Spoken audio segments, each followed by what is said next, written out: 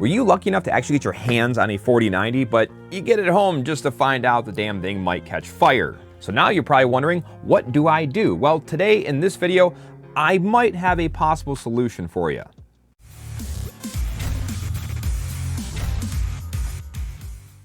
What's up guys, my name is Juan and you're watching my channel Blueprint PC. Welcome. In this video, we're talking about a possible solution for the current melty issues that's going on with the 12VHP connector for the RTX 4090s and may or may not be happening when the 4080s come out, but we'll find out. On launch day for the 4090, I was super excited, not because I wanted to pay that much for a graphics card, but I kind of wanted / needed one, which I'll get to in the actual video for this here. Either way, I got one in my cart, I was able to check out, get it shipped, and I was like, hell yes. To only be disappointed because before it even got to my house, there was already stories of the damn thing melting all over the internet. Since then, there's been a variety of theories as to why these are having issues. There's no defined answer yet or really good solutions out there, but again, I do think I have one that could at least help today.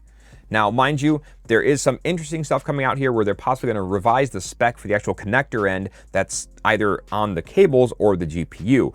Again, this is very loose rumors that are popping up there, but that's gonna be interesting and I will follow up as I know more. The only bright side to finding out that it was melting before I got mine is I likely would have been one of those poor suckers because with the adapter that comes with these, it's freaking ugly. And I likely would have bent the crap out of that stupid connector to hide the cables as much as possible and been a victim of whatever defect is going on with these, or user error, depending on what they ever find out in the end. Since then, I started looking over the internet and trying to find any kind of solution. There's a lot of generic things out there, but honestly, there's not a lot of options in general for this new 12+4 pin connector. And that brings me to Cablemod. Thankfully, Cablemod had some foresight here, and they were already working on whether it was considered a solution at the time or just some sort of at least cable management improvement that's likely going to help benefit a lot. So what I got was their connector here. Again, I'll leave links in the description below, and just note guys, this is on their global store. As of filming this, it has not moved its way over to the US store if you're a US citizen, so just keep that in mind. You'll have to go to their global store. Also keep in mind, they are working on a 90-degree and a 180-degree adapter. You'll have to go to their website and sign up. That is still kind of far away. They're saying 6 to 8 weeks before that gets finalized and released, but that's also something that's looking promising and also likely something that I will probably get in the long run just to help benefit cable management mostly. What I got was their specific cables for my power supply. Now again, they have these on their global store and they have them for different makes like Corsair, EVGA and the such. So you'll have to look on their website to try and see if they have one available for your specific power supply. This is not an extension cable. This is literally a replacement cable for EVGA power supplies, which is what I have. So if I had a Corsair, I would have went with Corsair, etc. Now, mind you, this is not expensive. It was 30 bucks. Shipping was 15 bucks because it's coming straight from China. And as of right now, they're saying shipping is anywhere from 3 to 4 weeks.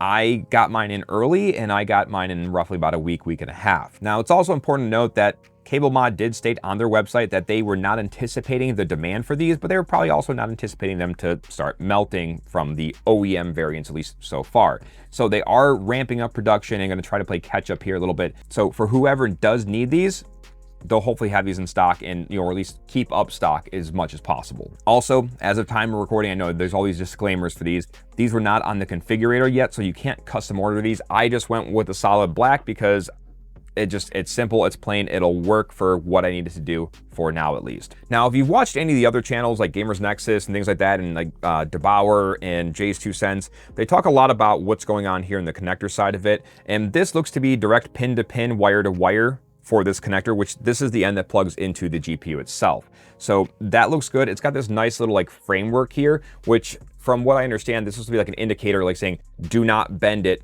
beyond this point. So, and it also, as always, comes with cable combs already on it. Overall, it seems to be nicely made. One important thing to note too, is again, when you order one of these, you're gonna have your plugs directly into your power supply. So again, make sure you get the one for your power supply. But one thing to note is they actually put the splices for the different connectors farther down the line, close to the power supply side. So if you look here, and I'll get some close-up shots of these, you can see where they're actually spliced in 6 inches or so from the power supply side of it, versus over here where there's going to be a lot more flex, hopefully. But again, that's something too you probably want to keep in mind when doing any kind of cable management, is you probably don't want to put a lot of flex on these as well. If you can, you'll want to plug them in and keep these pretty straight and then put your bends in this section of the cable itself. Now, full disclaimer, I have no idea if this will actually prevent or help the melting issues that are going on.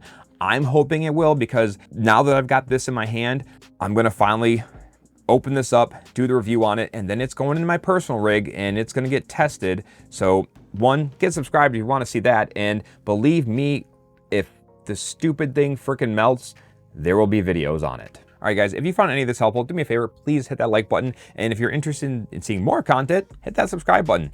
Outside of that, I'll pop some videos up here for you guys to check out, keep you entertained, and I will catch you in the next one.